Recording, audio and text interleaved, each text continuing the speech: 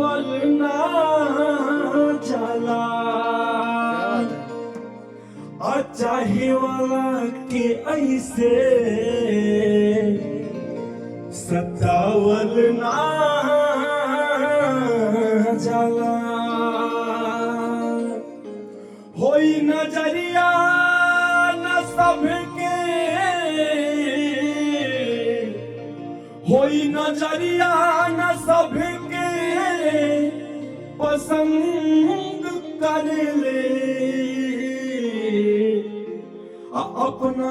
आशिक के ऐसे तड़पावल ना जाला।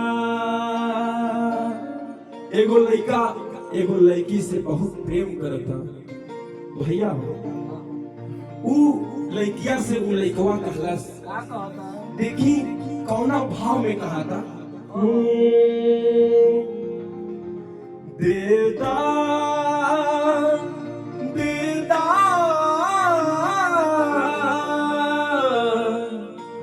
देदा दिल जवानी में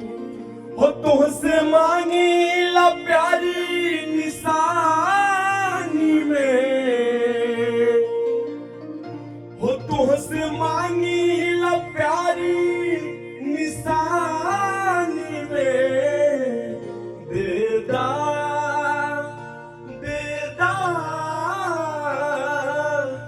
देदा ना हो देदा ना हो दिल जवानी में हो तुझसे मांगी ला प्यारी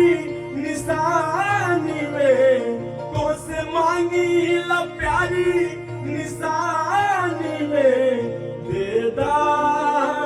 देदा देदा